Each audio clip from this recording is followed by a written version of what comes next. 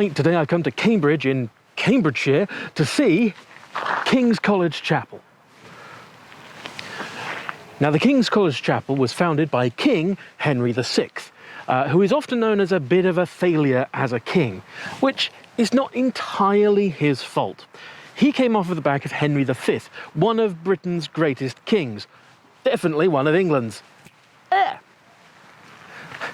I did the thing that I don't like doing, that everyone does for hundreds of years, of conflating England and Britain. Anyway, Henry V was one of England's greatest monarchs. He smashed the French again and again and was able to form a treaty which entitled his heirs to be the kings of France, his heirs being Henry VI. Henry VI was crowned King of France in Paris itself, in the chapel of Louis XI, which is a beautiful chapel and is probably one of the chief inspirations for King's Chapel here. But Henry VI was very young when he was crowned. His father had died on campaign before anyone expected him to, and Henry VI wasn't really what you might call a martial spirit. He believed inherently that his life was transient. He did not care for this earth, and he was more concerned about spirituality and the coming resurrection. So for him, when the times got tough and he had to really fight for France, he didn't really do that. So although the English kings continued to claim the Kingdom of France for hundreds of years, and the last territory wouldn't be lost until Elizabeth I lost Calais, the actual ruling of France was pretty much given up in Henry VI's reign. But Henry VI was a much more spiritual person, and part of that spirituality is he founded two colleges. One was King's College here at Cambridge, and the other was Eton. And he viewed this as a way of making sure that there was a perpetual spiritual community in Britain, that young boys would go off to Eton to be taught for free, which you can't do anymore, and then the best of them would be selected to go to King's College in Cambridge, where they would spend the rest of their lives studying and educating future generations in logic and divinity and the natural sciences. Now, normally, filming is not allowed in the chapel. And of course, today will be no exception. But I did sneak a few little teeny bitties. Don't tell the people, they'll be mad at me. But what is inside is absolutely stunning. It is one of the masterpieces of late medieval architecture in Britain, and probably the best that has survived whole. There have been very few changes from the original design laid down by Henry VI himself. Obviously, he wasn't an architect, he worked with an architect, but it was to his specifications. There have been very few changes since then to it, meaning that the scheme of all of the windows is medieval, it's Tudor medieval, the fan-vaulted ceiling is Tudor medieval, the outline of the building, the shape and the scope of it, that's all Henry VI. And it is really remarkable to go inside, and it's stunning. When I have seen it before, I thought it was quite small. When I say I've seen it, when I've seen it in photographs and on television and so on, I thought it was a bit small. You go in there and it's cathedral-sized. It's absolutely massive. And that really blew me away. It's chapel-like in its simplicity, but it's cathedral-like in its decoration and scope. It's a very interesting piece of architecture. And it took about 90 years to complete. So Henry VI laid it out, and the first stage of construction laid out the foundation stones to about 2 meters high, so a little bit taller than I am. And then a temporary chapel was constructed so that the people of the college could worship here while it was being finished. But after Henry VI was deposed and later murdered, it took a long time for it to be re-established. Edward IV, his direct successor, didn't have too much interest in it. Richard III had quite a bit of interest in it, probably to help shore up his rather awkward claim to the throne.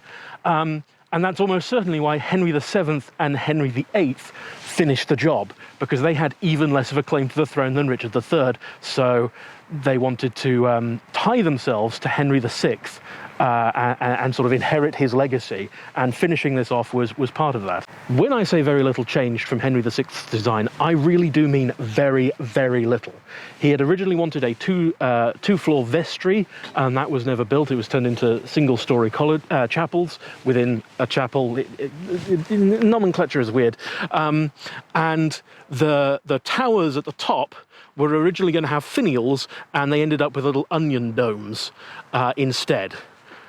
That's kind of it. I mean, someone who's a serious theologian, theological historian can tell you all of the changes, enumerate all of them, but they are very minor. He laid out this design with his architects, and that's pretty much the design that got built. It was probably based on the chapel of Louis XI that has a French name I can't remember, and I'll put a link and a picture and all that on the screen. And when you see them sort of side by side, or you compare them, you can very much see the resemblance. But he wanted quite a simple chapel, and that seems very strange when you consider that this is a huge masterpiece of Gothic architecture. But by that, he didn't want too many interior chapels. He didn't want too much decoration. He essentially wanted a God box. He wanted a big box for worshipping God, and that's what he got. Of course, by then, he had been deposed. And dead for a while, because it took 90 years to finish. I said before that Henry VI had very little interest in ruling. He pretty much gave it up to Edward, his cousin, I think. Edward IV was the cousin of Henry VI. Genealogy of the royal family at that point is very strange. But yeah, he was very keen to basically just give it up. He didn't really care. He basically wished his cousin well. He found ruling very difficult. He had been dominated from a young age by his uncles and powerful people at court, and he just kind of wasn't into it, by the sound of it. Ruling the country, not too much of a problem for him. He would have really loved to have seen it finished, though, because he really felt that was a good religious cause. And for him, it was the whole thing was to have a pipeline of many, many scholars who were able to let go of the cares of the world and just focus on religion and science and study. And that's what he enabled for hundreds and hundreds of years. Although obviously at some point tuition fees crept in. They always do.